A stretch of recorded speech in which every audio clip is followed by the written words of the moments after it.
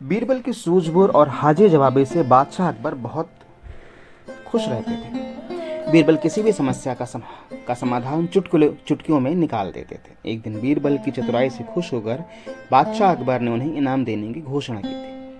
काफी समय बीत गया और बादशाह उस घोषणा के बारे में भूल गए। इधर बीरबल इनाम के इंतजार में कब से बैठे थे। बीरबल इस उलझन में थे कि वो बादशाह अकबर को इनाम की बात कैसे याद दिलाएं। एक शाम बादशाह अकबर अपनी यमुना नदी किनारे सैर का आनंद उठा रहे थे कि उन्हें वहां एक ऊंट घूमता हुआ दिखाई दिया।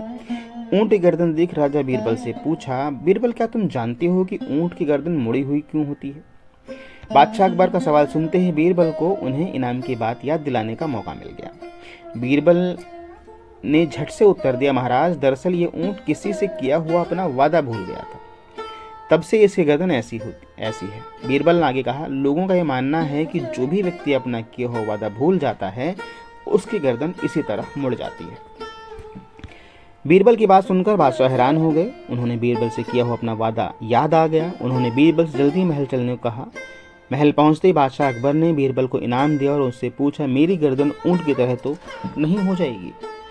बीरबल ने मुस्कुराकर जवाब दिया, नहीं महाराज। यह सुनकर बादशाह और बीरबल दोनों ठहाके लगाकर हंसने लगे। इस तरह बीरबल ने बादशाह अकबर को नाराज किए बगैर उन्हें अपना किया हुआ वादा याद दिलाया और अपना इनाम पा लिया।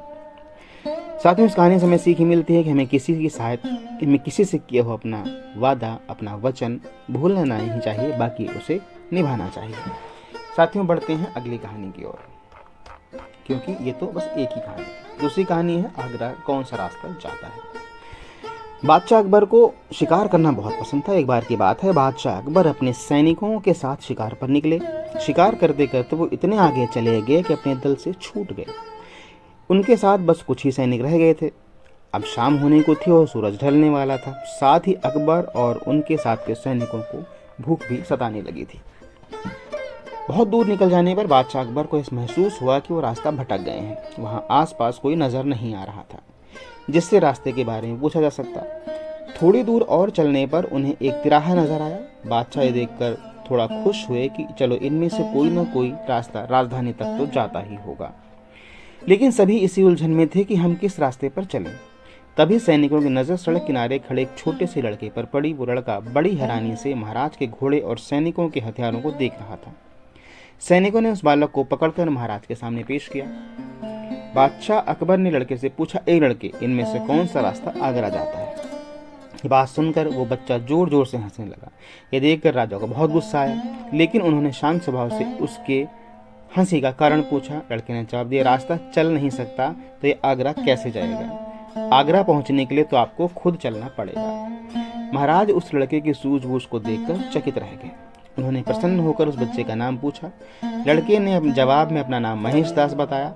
महाराज ने उसे इनाम में सोने की अंगूठी दी और दरबार में आने का न्योता दिया। इसके बाद बादशाह अकबर ने लड़के से पूछा, क्या तुम मुझे बता सकते हो कि किस रास्ते पर चलने से मैं आगरा पहुंच जाऊंगा?